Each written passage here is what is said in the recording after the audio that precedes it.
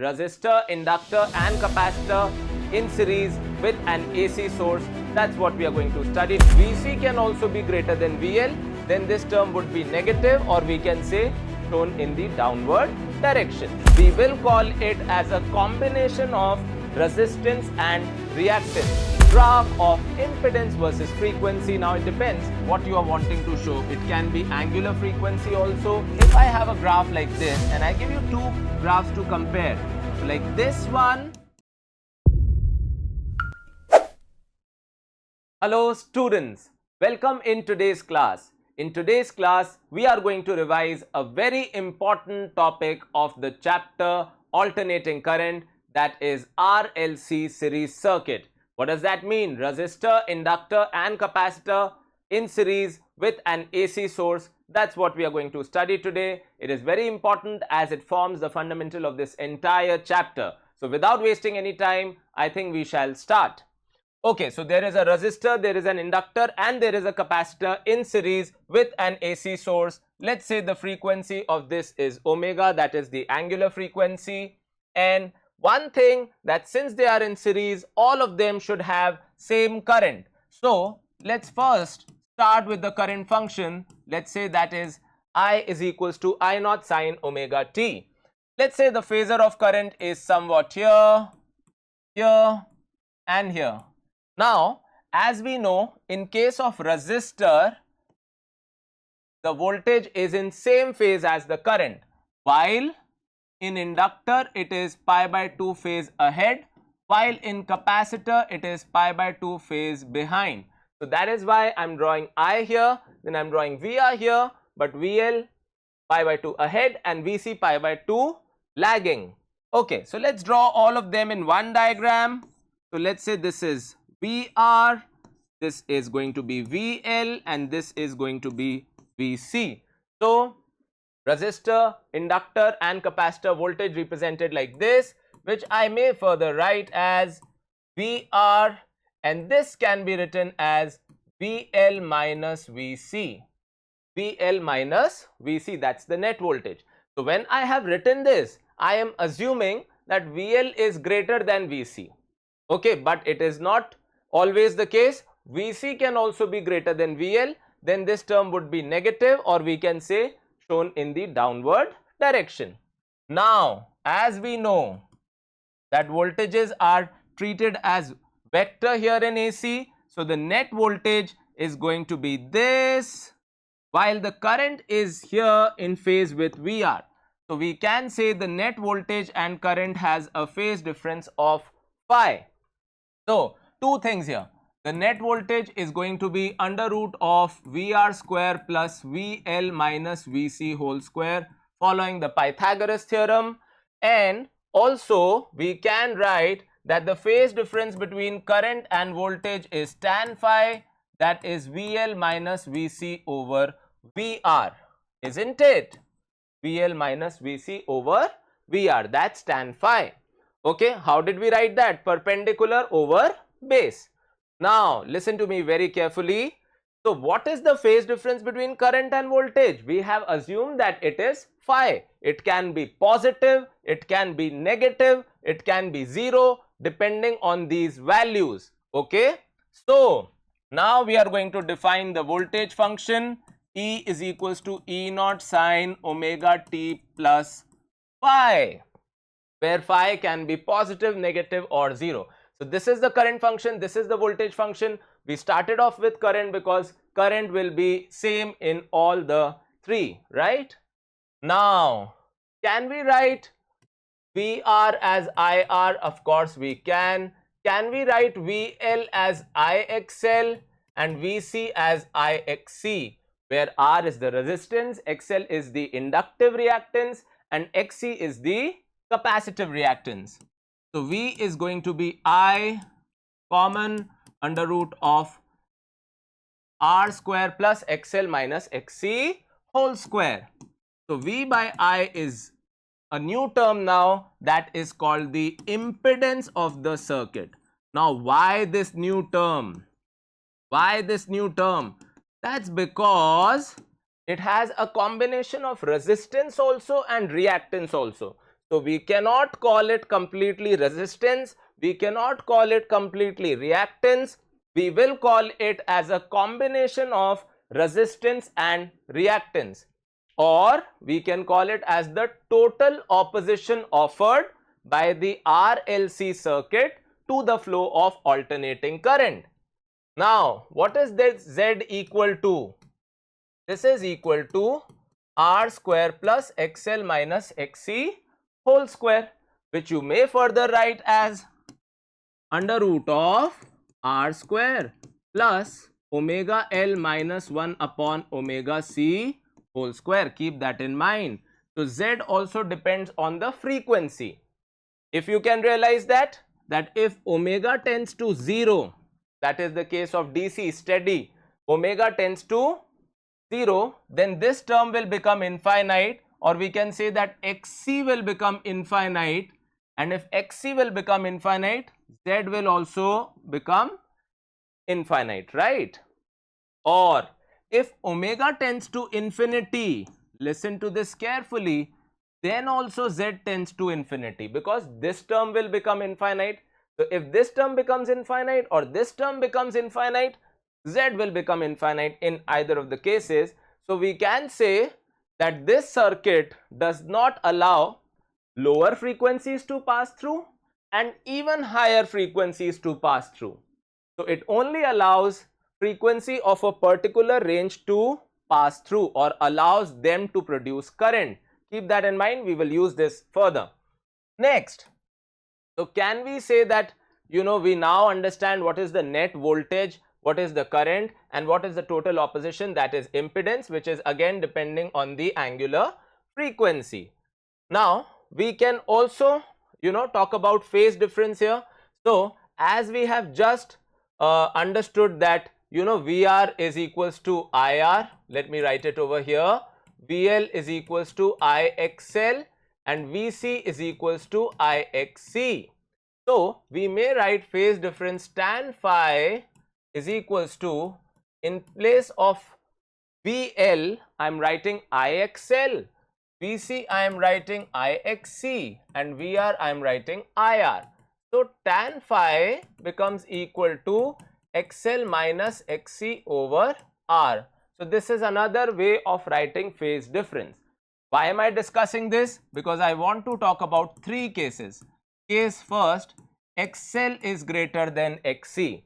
So we have a circuit where inductor is dominating over capacitor. In that case, phi will be positive and we will say voltage will lead over current.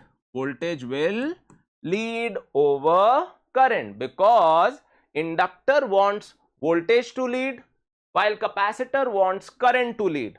That's why inductor is winning over here. So voltage is leading. While case 2, when we have XC greater than XL, which normally happens at lower frequencies where capacitor will dominate, because if omega decreases, XC increases. So in that case, phi will be negative and we will say we will lag behind I. We will lag behind I, isn't it? While case 3, when XC by coincidence becomes equal to XL, in that case phi will be 0 and we would say V and I are in same phase. V and I are in same phase. That is called the resonance condition. That is called the, so we are revising the topic. I am assuming that you know a bit of it and you're wanting to revise it for your exam point of view, and that is why we are wanting to accommodate all the major concepts within one video of RLC circuit. So still you can slow down the video, you can pause the video, write down everything and understand, and then only we move forward.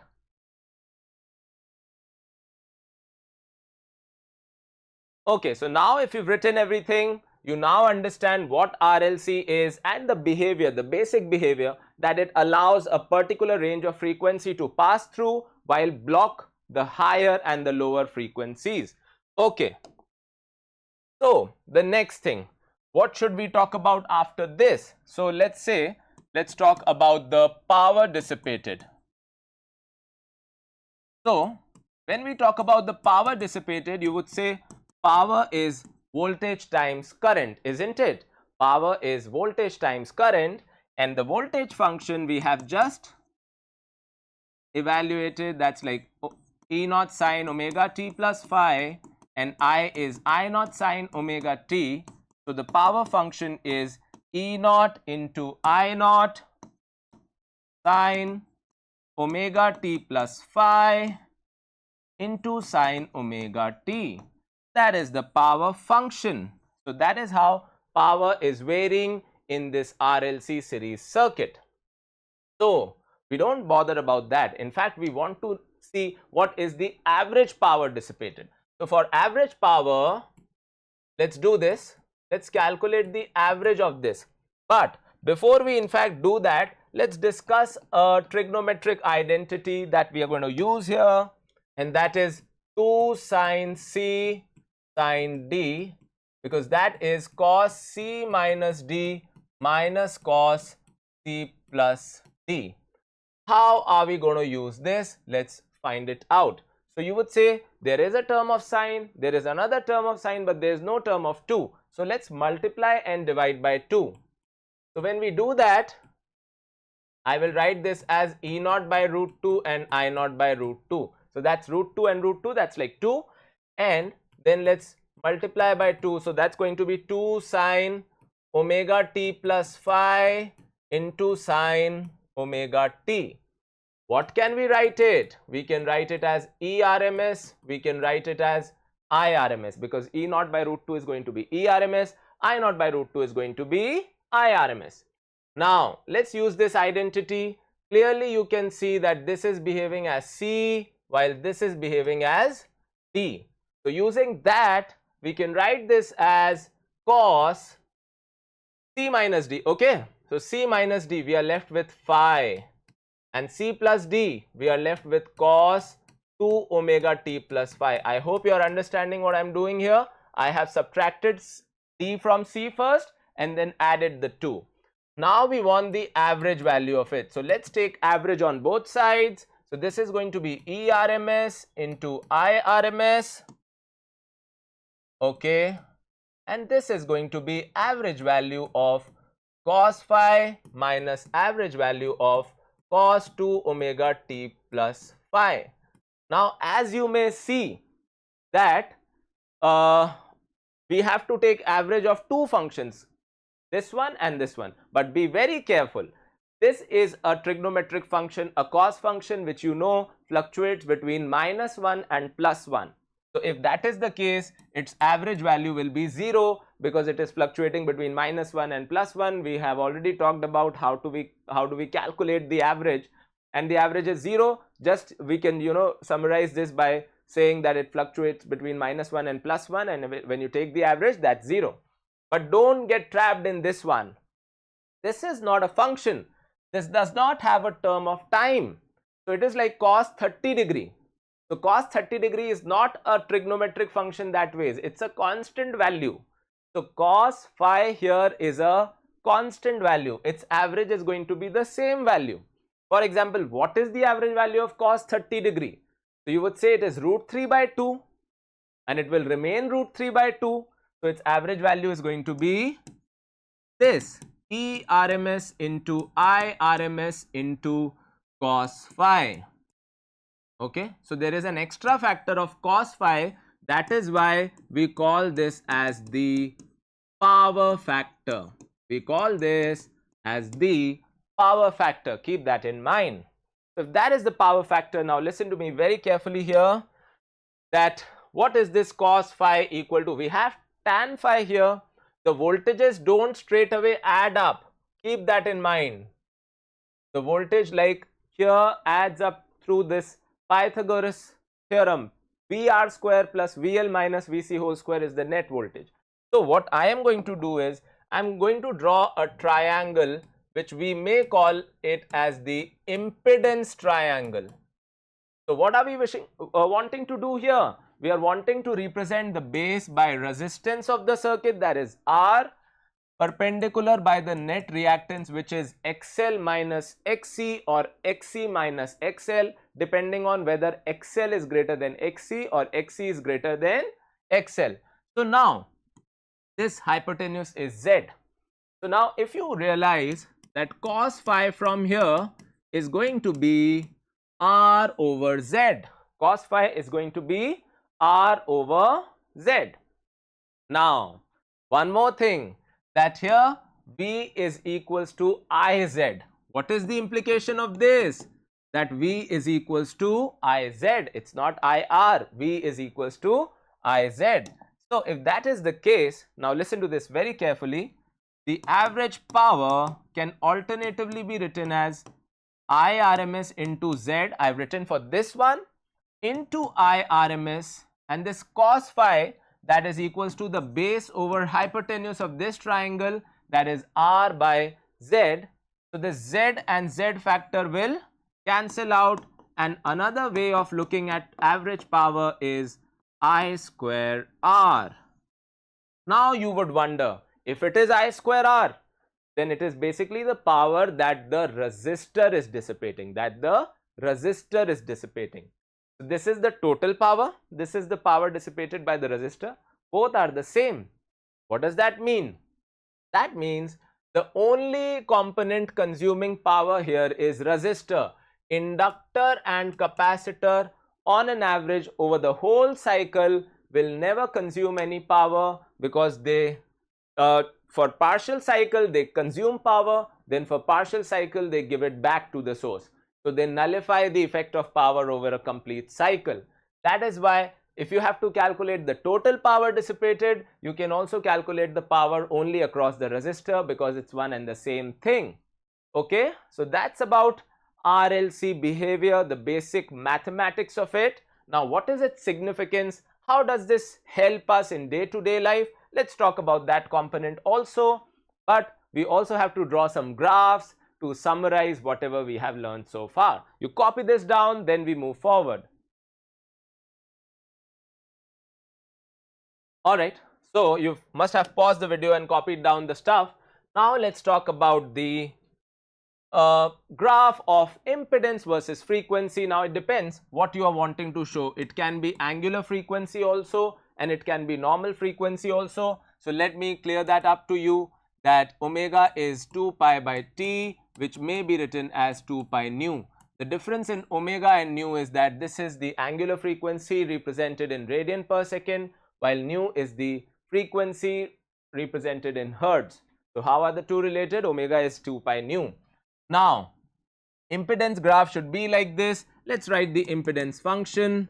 That's like R square plus XL minus XC whole square, which may be written as R square plus omega L minus 1 upon omega C whole square, isn't it? So that proves that for a particular frequency, which we may call as the resonance frequency, because current and voltage are in same phase, we call it resonance, this Z achieves its minimum value, that is equal to R. Z achieves its minimum value, that is equal to R. This can never be less than R. Even if these two cancel out each other, this will always be there, right? Now, so at resonance the current maximizes. Can we write that? At resonance current maximize, we obtain maximum current, impedance becomes minimum, and phi becomes 0. That is, current and voltage are in same phase. Now listen to this. Therefore we impose the minimum opposition, we are able to catch this frequency to the fullest. That is why it can be treated as, you know, the basic component of any receiver. So any RLC circuit is basically the guiding component of any receiver, because it is able to catch a particular frequency, but at the same time, you know, its current decreases as we move away from this frequency, isn't it? So let's say for this one, frequency is maximum, sorry, current is maximum, and this is the resonance frequency. So we consider the signal to be substantial till the power does not become half. The power does not become half. Okay, so these are called the half power frequencies. What are these called? Half power frequencies. Okay, so for half power frequency, current become 1 by root 2 times of maximum current. Now why you would say, why 1 by root 2? Because power becoming half does not mean current also becoming half, because power is I square R. So if power has to be halved, then current has to be 1 by root 2 times, means Z has to be root 2 times of R at these particular frequencies. So we call the signal to have sufficient strength within this bandwidth. So that is why any channel or any receiver needs to make sure that no other signal is being transmitted in this particular frequency range if we are operating it at this frequency, so that it does not get any disturbance from the neighboring signals. So what does that mean? Any channel should ensure that they block this much frequency while they are transmitting their signal on this frequency, so that no other channel can hamper their signal reception. So therefore we call it as the bandwidth. What do we call it? Bandwidth. And let's say this is delta omega forward and delta omega backward, then the bandwidth can be referred as 2 delta omega. Okay, while resonance frequency is, let's say, omega, we can find the value of resonance frequency. How? Because at resonance, omega L will become equal to 1 upon omega C. So omega R is equals to 1 over root LC. Why? Because omega square is 1 by LC. So omega R is going to be 1 by root LC, or we can say resonance frequency will be 1 by 2 pi root LC. That's because for nu we need to divide omega by 2 pi. Alright. So that's about frequency. Resonance frequency, the bandwidth is 2 delta omega if you're writing it in terms of omega. If you're writing it in terms of nu, then it will be 2 nu, 2 delta nu. Now we define a term called quality factor of any receiver. Quality factor, that tells us how good of a receiver it is. It tells you the sharpness of a receiver. Sharpness of a receiver.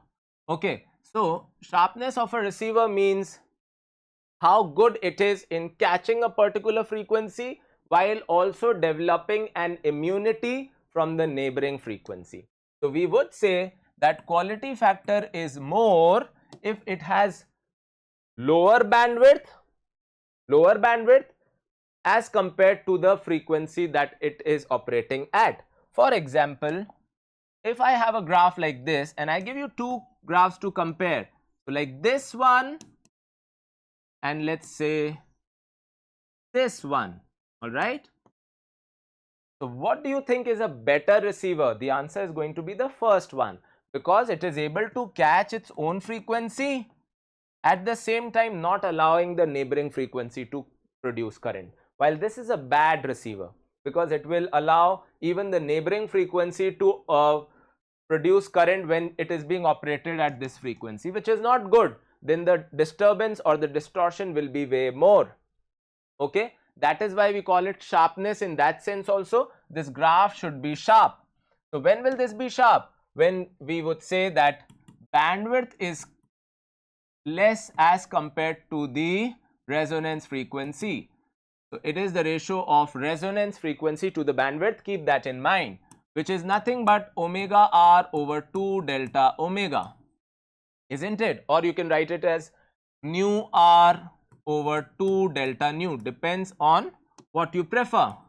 So right now we are wanting to derive it, so we are writing it in terms of omega. Now listen to this very carefully. At HPF, Z is equals to root 2R.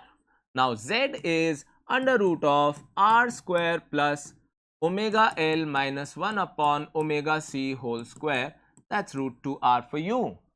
Now if you pay attention, square both sides, this becomes R square plus omega L minus 1 upon omega C whole square is equals to 2R square, isn't it? So if it is the case, then we can take the R square on the other side and then do the square root. So this becomes omega L minus 1 upon omega C is equals to plus minus R. Obviously there are two solutions, because even for omega 2 Z will become root 2R, even for omega 1 Z will become. So this is called the lower HPF and this is called the higher HPF, isn't it? Now if we have both of them, we have to find what is the value of omega or delta omega. Let's go back here and let's write, let's say we are taking this function again and we are taking the positive root. So if we are taking the positive root, that means we are talking about omega 2, because for omega 2 XL will be greater than XC, for omega 1 XC will be greater than XL. So let's quickly write that omega 2L minus 1 upon omega 2C is equals to R. Now I am writing omega 2 as omega R plus delta omega. Can we do that? Because this is like delta omega forward, this is like delta omega backwards. Okay, minus 1 upon omega R plus delta omega into C, and that is equal to R. If we take omega R common, this term will become 1 plus delta omega over omega R into L, and if we do that same in the denominator, this will become delta omega over omega R into C, that is equal to R. Now what is omega R? 1 over root LC. Let's put the value 1 over root LC times L, because we have L here, plus 1 plus delta omega over omega R minus similarly omega R, let's put 1 over root LC C, and this will become 1 plus delta omega over omega R power minus 1. Can we do that? Can we write it in the numerator? Of course we can. Then we can put it as minus 1 power minus 1. Now listen to this carefully. This term will become root L by C. The first term will become root L by C, because 1 L and 1 root L will cancel out and we will be left with root L in the numerator and root C in the denominator. Same is here. This is C and C, root C will be left here. When you will write it, you will understand. And what are we left with? 1 plus delta omega over omega R minus 1 minus delta omega over omega R. So both these terms become the same. So I have taken root L by C common, and what I am left with is 1 plus delta omega over omega R minus 1 minus delta omega over omega R. I have used the binomial approximation, which states 1 plus x power n can be written as 1 plus nx if x is very less than 1, which is the case here, because bandwidth is very small. Let's say the operating signal is megahertz, then the bandwidth is like kilohertz, in the order of kilohertz. So this term is normally very small as compared to this term. So we can use the binomial approximation. So that gives us root L by C, 1 and 1 will cancel out, and this is 2 delta omega over omega R, that is equal to R. And if we rearrange the terms, we will get omega R over 2 delta omega as 1 over R root L by C. Now if you look at this carefully, omega R over 2 delta omega, this is resonance frequency upon bandwidth only, which is nothing but the quality factor, So quality factor is dependent on R, L and C. So for lower R you have better quality, for better quality you need to have L by C ratio higher. But don't forget, L and C have to be decided by the resonance frequency. Also because resonance frequency 1 over root LC decides the resonance frequency. Some people also give an alternate approach that you just to memorize this, you can write quality factor as the ratio of voltage across inductor to the voltage across resistor, or you can say voltage across capacitor upon voltage across resistor at resonance. At resonance. Now, can you understand why? Let me solve any one of them, because these two terms are equivalent, because at resonance VL and VC both are equal. VL and VC both are equal. Let me prove it to you. First copy this down, then we move forward. Okay, let me prove it to you. VL over VR. So that's going to be omega resonance L over R. Why? Because I will write this as IXL, I will write this as IR, and I will cancel out.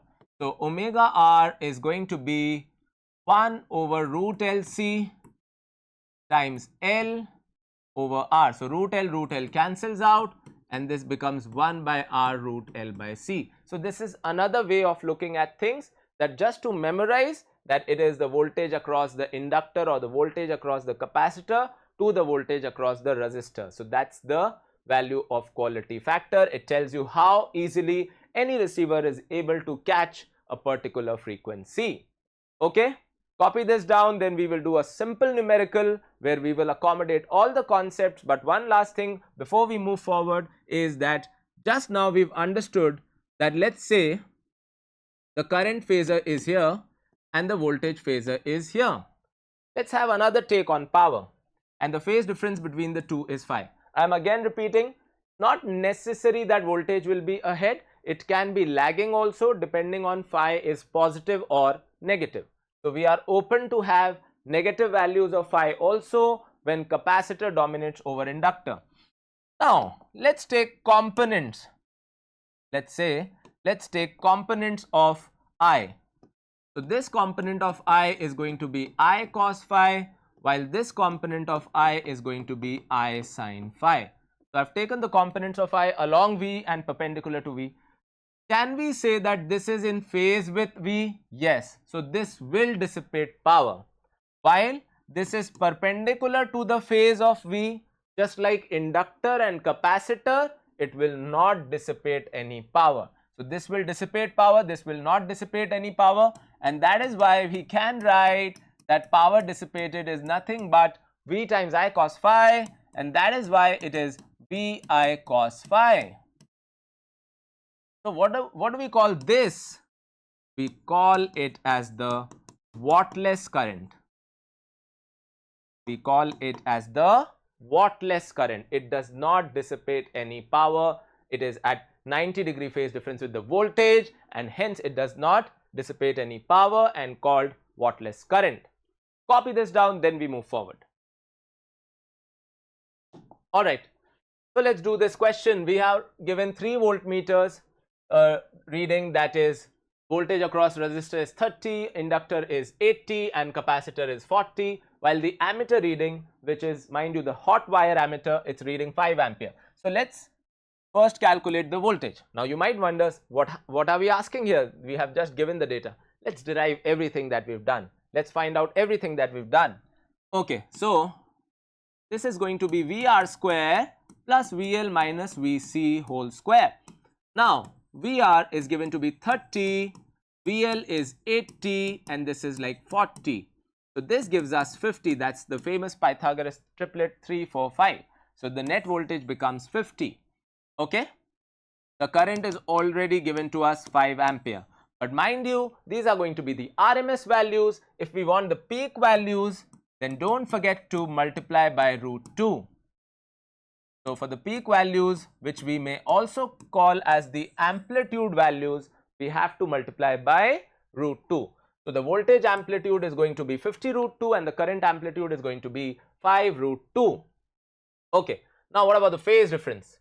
So tan phi is equals to VL minus VC over VR. So that's going to be 40 over 30. So that's going to be 4 by 3. So we can call phi as tan inverse of 4 by 3, which you might also know is 53 degree, which you may convert in radian also by multiplying it by pi by 180. Keep that in mind, that's the phase difference. Okay? The next thing, what else can we calculate? So we can calculate the value of L, XL, C, XC. How? So R is V by I across resistor. So across resistor it's 30, current is 5, so it's going to be 6 ohm. Similarly, XL is going to be VL over I, that's like 80 over 5, so that's going to be 16 ohm. What is VC? That's going to be VC over I, that's going to be 40 over 5, so that's going to be 8 ohm. So I've calculated all the values R, XL and, sorry, this is XC. R, XL and XC. I've calculated all the values. Now if you want L, so look at this. The frequency that it is operating is 50 Hertz that we normally have in India. So in that case, omega is going to be 2 pi into 50 and that's going to be 100 pi. So using that, you can use omega L is equals to XL. So omega is like 100 pi and XL is like 16. From here you can get the value of L, isn't it? You can get the value of L. Similarly, 1 over omega C is XC, that implies 1 over 100 pi C is equals to XC, that is 8. Using this you can calculate the value of C as well. Now the power dissipated. So power dissipated is going to be VI cos phi. Let's draw the impedance triangle. So XL minus XC is 8 ohm, this is 6 ohm and the impedance is therefore 10 ohm. We can also get the impedance by just dividing voltage and current, that is 50 by 5, that is 10.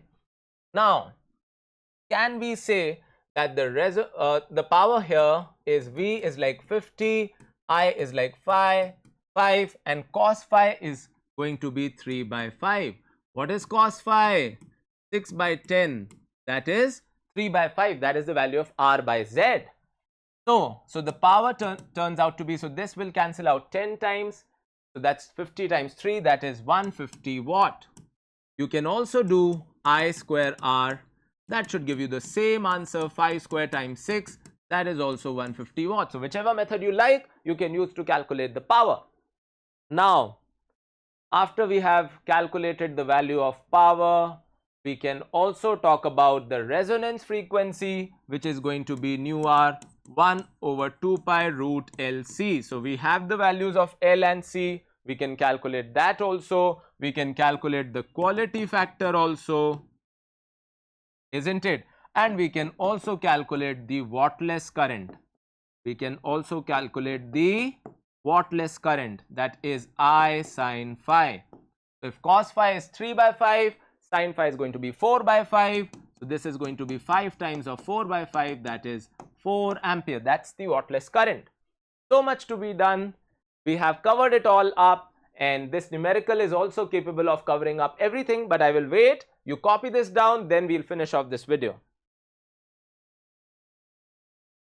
So that was my effort to cover RLC series circuit within one video, within a short video of less than 45 minutes, to cover up everything. And I hope you were able to understand whatever I did today, and now you should be able to do the numericals. One thing before I end this video, some people talk about, what about RL circuit, what about RC circuit?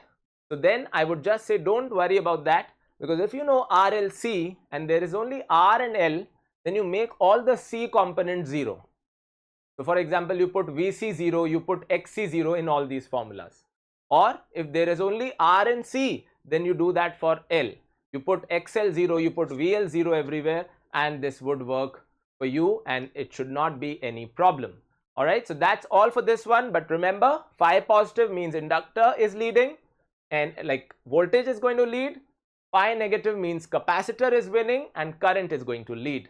So I hope I have covered everything and you were able to understand this as a revision class, and now you should be able to do the numericals as well.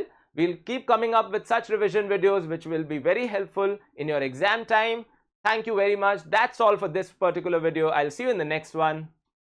If you enjoyed this video, please don't forget to like, share and subscribe to our channel.